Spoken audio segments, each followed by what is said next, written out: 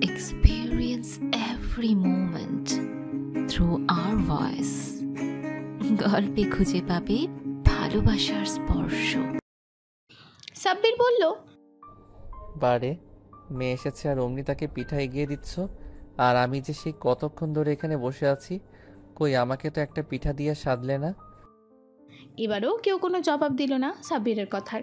Helena শুধু নীরব হাসলেন। কেউ কোনো কথা না বলাতে সাব্বির অপমান বোধ করল। যা, আর কোনো কথাই বলবে না সে। শৌখিন এসে হাজির হলো রান্নাঘরে। হেলেনা একটা পিড়ি এগিয়ে দিতেই বলল সঞ্জুকে। শৌখিন বসল। হেলেনা শৌখিনকে পিঠা খেতে বললেন। শৌখিন এক কামড় খেয়ে বলল, আপনার বানানো পিঠা খুব মজা হয় আন্টি। হেলেনা তেলের ভেতরে গোলা দিতে দিতে বললেন, তাই বাবা? হ্যাঁ, আপনার হাতের পিঠা অনেক মিস করব আমি। সঞ্জুর পিঠা খাওয়া বন্ধ হয়ে গেল। মন আবারও খারাপ হয়ে যেতে লাগলো তার। একটু সময়ের জন্য সে প্রায় মন খারাপ ভুলেই গিয়েছিল। কিন্তু এই লোকটা, কেন তাকে এমনভাবে কথা বলতে হবে? তার কথা বলার মাঝেও কেমন চলে যাওয়া যাওয়া ভাব আছে।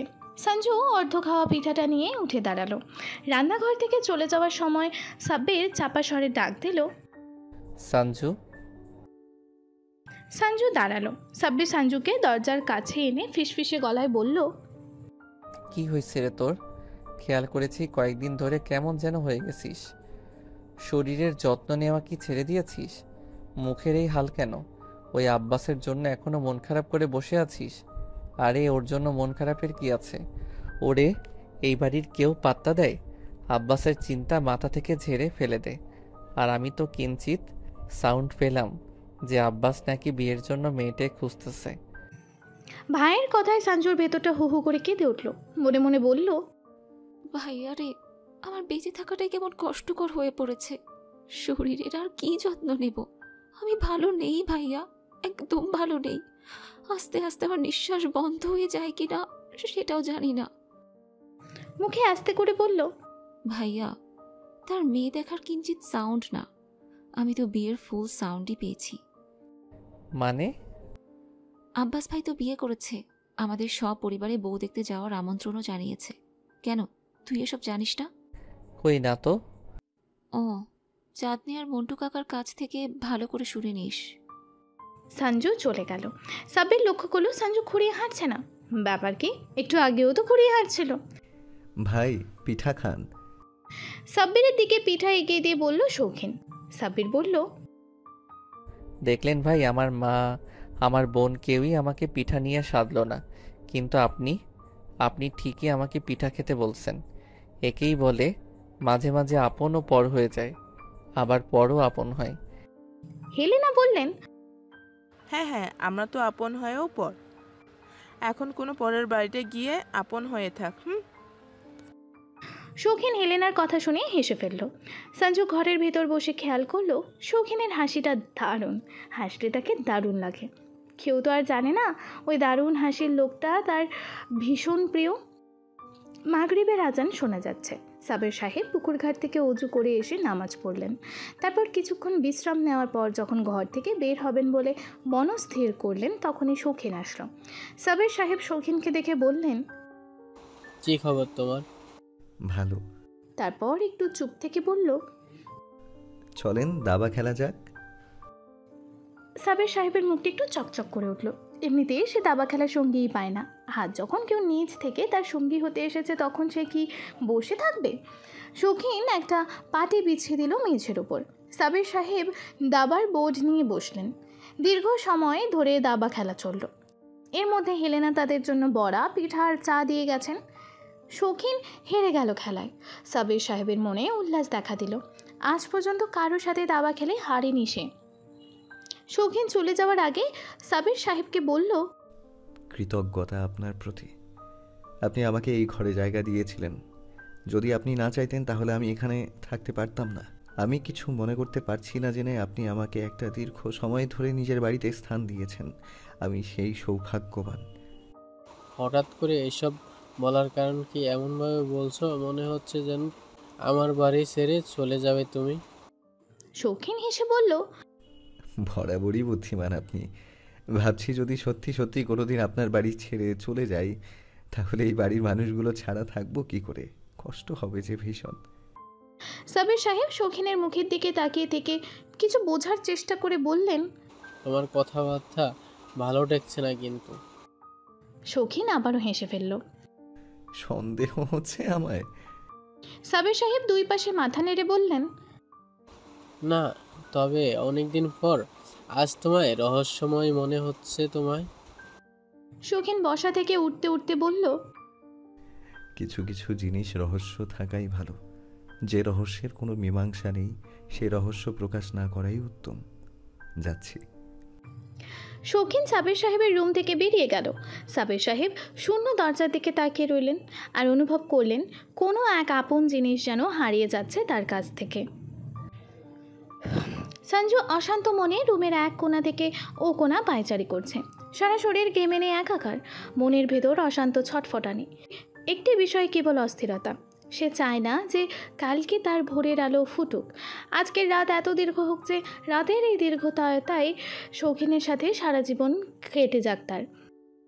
এখন গভীর রাত, পুরো জমিদার বাড়ি ঘুমন্তপুরীতে পরিণত হয়েছে। জেগে আছে কেবল সঞ্জু। সঞ্জুর অস্থিরতা বেড়েই চলেছে ক্ষণে ক্ষণে। কেন যেন কান্না নিংড়ে আসছে ভেতর থেকে। না, এমন করলে তো হবে না। নিজেকে শক্ত রাখার চেষ্টা করতে লাগলো সে, কিন্তু পারল না। ফুপিয়ে কেঁদেই উঠল। ফ্লোরের ওপরে বসে থেমে থেমে আরও জোরে কেঁদে উঠতে লাগলো সে। অশ্রু ভেজা নয়নে হাতের কাগজখানার দিকে তাকালো। গলার কাছটা ব্যথায় অনুভব করছে। অসহ্যনীয় কষ্টে গলা থেকে জোরে চিৎকার বেরিয়ে আসতে চাইছে। কেন হচ্ছে এমন? কেন?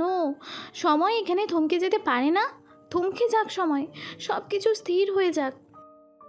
অনেক রাত হওয়ার পরেও যখন ঘুম আসছিল না, তখন সঞ্জু উঠে ঘরের মাঝে হাঁটাহাঁটি করছিল। আর সেই সময় টেবিলে একটা ভাঁজ করা কাগজ নজরে পড়ে তার। বেখেয়ালে আগে নজরে পড়েনি কাগজটি। কাগজটা দেখেই তার হৃদয় কেঁপে ওঠে।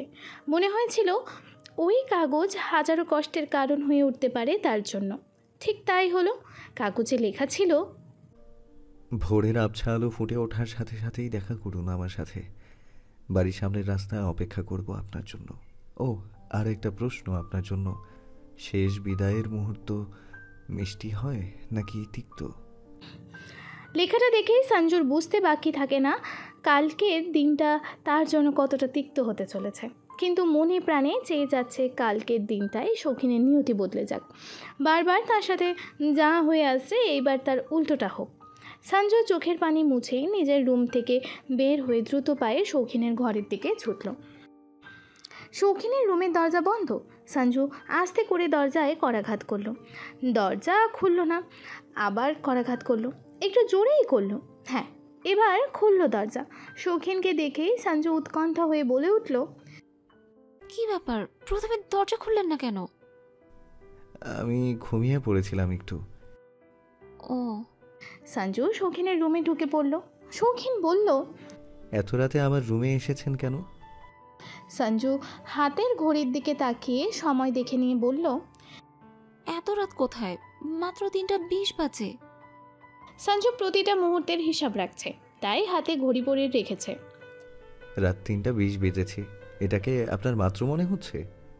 হোক মাত্র বা অমাত্র, তাতে আমার কিচ্ছু যায় আসে না। আমার আসার ছিল তাই আমি এসেছি। কেন এসেছেন? আপনি কি থেকে যেতে পারেন না? সত্যিই পারেন না? কোনো উপায় কি নেই থাকার? তীব্র প্রশ্নবিদ্ধ কণ্ঠে জানতে চাইল সঞ্জু। শৌখিন সোজা উত্তর দিল, না। শৌখিনের কথায় হতাশ হলো সঞ্জু। না কেন? কোনো না কোনো উপায় তো থাকাই উচিত। কারো জীবন এমনভাবে চলতে পারে না। কিন্তু আমার জীবন এভাবেই চলে। কেন চলে? সঞ্জুর চোখে পানি চিকচিক করে উঠল। আমি নামাজে প্রতি সিজদায় চাই যেন আপনি এখানে থাকতে পারেন। প্রতি মুহূর্তে শুধু একটা প্রার্থনা করি, যেন আপনি আমাদের সাথে থাকতে পারেন। আমায় চলে যেতেই হবে। একটা উপায়ও নেই থাকার? হোক যতই কঠিন, একটাও কি নেই? আমার জানা মতে নেই। কখনো তো কোথাও থেকে যাওয়ার কথা ভাবতাম না, তাই এই ব্যাপার নিয়ে কখনো ঘাটাঘাটি করা হয়নি। নিয়তি যেভাবে টানছে আমি ঠিক ওভাবেই ছুটছি। সঞ্জু আর কিছু বলল না। দাঁত দিয়ে নিচের ঠোঁট চেপে ধরে নিজের কান্না থামালো। তারপর নিরাশভাবে পা বাড়ালো যাওয়ার জন্য। দরজার কাছে আসতেই পেছনে শৌখিনের কোমল কণ্ঠ শোনা গেল, আরও একটু সময় থাকতে পারেন আমার সাথে? শৌখিনের কণ্ঠ শোনার সাথে সাথে যন্ত্রের মতো থেমে গেল সঞ্জুর পা দুটি। দুই চোখ থেকে পানি গড়িয়ে পড়ল নীরবে। মন বিষাদের সুরে বলে উঠল, আমি কি একটু সময়ের জন্য থাকতে চেয়েছি আপনার সাথে? থাকতে তো চেয়েছি জীবনের পুরোটা সময়, কিন্তু ভাগ্য তো নির্মম, নিষ্ঠুর। সঞ্জু কোনো উত্তর না দিয়েই বেরিয়ে গেল রুম থেকে। সারা রাত সঞ্জু একটুও চোখের পাতা এক করতে পারল না। প্রায় কেঁদে কেঁদেই পুরো রাত পার করলো। চোখের নিচে কালো দাগ আরও তীক্ষ্ণ দেখাচ্ছে এখন। বাইরে এখন বৃষ্টি, ঝুম বৃষ্টি হচ্ছে। একটু পরই ফজরের আজান শোনা গেল। রুমের জানালা খুলে দিল সঞ্জু। বাইরে এখনও অন্ধকার, একটু আলো ফুটলেই বের হবে ঘর থেকে। এটাই ছিল তবে নিয়তি? এত নিষ্ঠুর নিয়তিও কারো হয়? মানুষটাকে সত্যি এইভাবে হারিয়ে ফেলবে? সঞ্জু বড় করে একটা দীর্ঘশ্বাস ফেলে জানালার বাইরে অন্ধকারের মাঝে তাকিয়ে রইল এক দৃষ্টিতে। সঞ্জু মাথার উপর নীল রঙের ছাতাটা ধরে রেখে এগিয়ে চলেছে বাড়ির সামনের দিকে। প্রবেশদ্বার পেরোতেই ভোরের আবছা আলোয় শৌখিনকে দেখা গেল। এই বৃষ্টির মাঝে একগুচ্ছ কদম হাতে দাঁড়িয়ে আছে সে। এতক্ষণ সঞ্জুর জন্যই অধীর অপেক্ষায় ছিল, অনেক আগে থেকেই এখানে দাঁড়িয়ে সে। সঞ্জু শৌখিনের সামনে এসে দাঁড়ালো। সঞ্জুর ইচ্ছে করলো ছাতাটা শৌখিনের মাথার উপর ধরতে, কিন্তু কী কারণে যেন পারল না। কিন্তু শৌখিনী সঞ্জুকে অবাক করে দিয়ে ছাতার নিচে এসে দাঁড়ালো। সঞ্জু অবাক হয়ে তাকালো শৌখিনের দিকে। শৌখিনের চুল বেয়ে পানি গড়িয়ে পড়ছে। সঞ্জু এই প্রথম এত কাছ থেকে শৌখিনের মুখ দেখল। আজকে আর এই মুখে ধোঁয়াশা মাখা মনে হচ্ছে না। খুব সহজেই যেন এই মুখের ভাষা পড়ে ফেলে যায়। শৌখিন হাতের কদমগুচ্ছ সঞ্জুর হাতে দিতে দিতে বলল, অধিকার নিয়ে কদম রানীর কদম গাছ থেকে কদম ফুল ছিঁড়লাম। কদম রানীর হাতে শূন্যতা মানায় না। সঞ্জুর ভেতরটা কাঁদছে, কিন্তু বাইরে সে কাঁদল না। বহু কষ্টে নিজেকে শক্ত রেখে দাঁড়িয়ে রইল। নিষ্পলক চোখে তাকিয়ে রইল শৌখিনের দিকে। দুই চোখ লাল হয়ে আছে সঞ্জুর। এই মুহূর্তে মনে হলো কান্না চেপে রাখার মতো কঠিন কাজ পৃথিবীতে আর নেই। শৌখিন কিছুক্ষণ সঞ্জুর দিকে তাকিয়ে থেকে বলল, বৃথা চেষ্টা কেন করছেন? যদি কান্না আসে তাহলে কেঁদে ফেলুন, কান্না চেপে রাখবেন না, তাতে কষ্ট বাড়ে। শৌখিনের কথা শুনে সঞ্জু আর কান্না আটকাতে পারল না। দুই চোখ বেয়ে টুপটাপ করে পানি ঝরে পড়তে লাগলো। কাঁদতে কাঁদতে বলল, ভীষণ কষ্ট পাচ্ছি আমি। কেন এত কষ্ট দেন আপনি? শৌখিন সঞ্জুর চোখের দিকে তাকিয়ে থেকে বলল, কাঁদলে অনেক বেশি সুন্দর লাগে আপনাকে, কিন্তু আমি আপনাকে কাঁদাতে চাই না।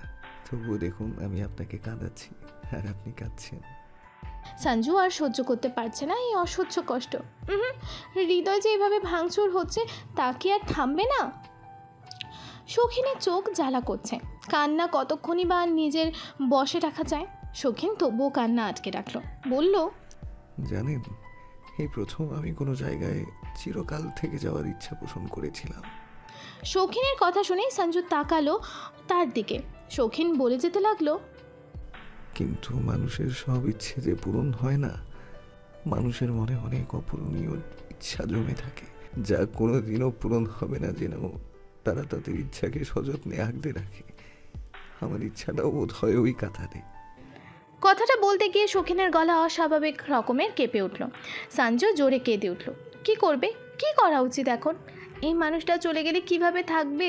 সঞ্জু কান্নামাখা কণ্ঠে অভিমানিনী সুরে বলল, নিষ্ঠুর আপনি, খুব নিষ্ঠুর। আপনার দেখাতে আমার ভাগ্য নিষ্ঠুর হয়ে গেছে। যারা মানুষকে কাঁদিয়ে চলে যায় তারা খারাপ হয়। আপনি খারাপ লোক, বাজে লোক। কেন এত বাজে আপনি? একটু ভালো হলে কি খুব খারাপ হতো? আমার জন্য হলেও কি একটু ভালো হতে পারেন না? এত নির্দয় কেন আপনি? যদি নির্দয়ী হতাম তাহলে আমার থেকে ভাগ্যবান আর কেউ হতো না, কিন্তু আমি নির্দয় নই। শেষ বিদায় যে এতটা করুণ হতে পারে, নির্দয় হলে কি সেটা অনুভব করতে পারতাম? আমার হৃদয়ে আছে একটি কষ্টময় হৃদয়। প্লিজ যাবেন না আপনি। আপনি গেলে আমার কষ্ট হবে। আপনি তো নির্দয় নন, আপনার হৃদয় আছে, অনুভব করতে পারেন। তাহলে আমার কষ্ট কেন অনুভব করতে পারছেন না? দয়া করে আমায় একটু অনুভব করার চেষ্টা করুন। আমি সব কিছু অনুভব করতে পারছি, আপনার কষ্টগুলো অনুভব করতে পারছি, কিন্তু আমি নিরুপায়। আমি পাগল হয়ে যাচ্ছি, এভাবে থাকতে পারবো না। আপনাকে ভালো রাখতে কি করতে পারি আমি? শুধু থেকে যান। সেটা সম্ভব নয়। সঞ্জু এক পা এগিয়ে এসে বলল, কেন সম্ভব নয়? থাকতেই হবে আপনাকে, থাকুন প্লিজ। শৌখিন সঞ্জুর চোখে চোখ রেখে বলল, সত্যি চান আমি থেকে যাই? সঞ্জু মাথা নাড়ালো। শৌখিন বলল, তাহলে অপেক্ষা করুন। সঞ্জুর কান্না থেমে গেল। অবাক হয়ে বলল, অপেক্ষা? কয়েকটা আসার অপেক্ষা করতে পারবেন আমার জন্য? আশার? হ্যাঁ পারবেন কয়েকটা আসার অপেক্ষা করতে? আমি খেয়াল করেছি কাউকে কোনো কথা দিলে তা রাখার তৌফিক হতো আমার। এটা হয়তো আমার একটা ভালো গুণ। সঞ্জুর মন যেন বুঝে গেল শৌখিনের কথার মানে। শান্ত কণ্ঠে বলল, আপনার জন্য শুধু কয়েকটা আসার কেন, হাজারটা আসারও অপেক্ষা করতে পারি আমি। শৌখিনের মন কমলতায় ভরে গেল। সে বেরিয়ে এলো সঞ্জুর ছাতার নিচ থেকে। আবারও বৃষ্টির ফোঁটা ছুঁয়ে দিতে লাগলো তাকে। সঞ্জুকে শেষবার দেখে নিয়ে একটু মলিন হাসলো শৌখিন। বলল, আবার কোনো এক আষাঢ়ে দেখা হবে। কথাটা বলেই শৌখিন হাঁটতে শুরু করলো। সঞ্জু দাঁড়িয়ে দেখতে লাগলো শৌখিনকে পেছন থেকে। সঞ্জু যেন শক্তিহীন হয়ে গেছে। শৌখিন চলে যাচ্ছে জেনেও কিচ্ছু করতে পারছে না সে। এমনকি একটা ডাক পর্যন্ত তার গলা থেকে বের হচ্ছে না। সে শক্তিহীন একটা বস্তুর মতো দাঁড়িয়ে আছে। ওদিকে শৌখিন হেঁটে যাচ্ছে, 1 পা 2 পা করে অনেক দূর। আর কয়েক পা হাঁটতেই শৌখিন অবিশ্বাস্যভাবে অদৃশ্য হয়ে গেল সঞ্জুর চোখের সামনে। সঞ্জুর হাত থেকে ছাতা কদম ফুল পড়ে গেল। ডান হাত আপনা আপনি থেকে উঠে এলো মুখে। হাত প্রবলভাবে কাঁপছে। শুধু হাত না, সর্বাঙ্গ কাঁপতে শুরু করলো। ডুকরে কেঁদে কেঁদে উঠল সে। কোথায় কোথায় গেল শৌখিন? রাস্তা শূন্য কেন? কোথায় সে? ধীরে ধীরে চারিদিক আলোকিত হয়ে উঠছে। সঞ্জু এগিয়ে চলছে ঘরের দিকে। বৃষ্টি থেমে গেছে। মন মরাভাবে হেঁটে চলেছে সঞ্জু। এক হাতে কদম আর অন্য হাতে ভেজা আলগোছা বন্ধ ছাতা। সঞ্জু সকলের চোখের আড়ালে নিজের ঘরে প্রবেশ করলো। কদমগুলো টেবিলের ওপর রাখলো পরম যত্নে। ছাতাটা ফেলে রাখলো ফ্লোরের ওপর।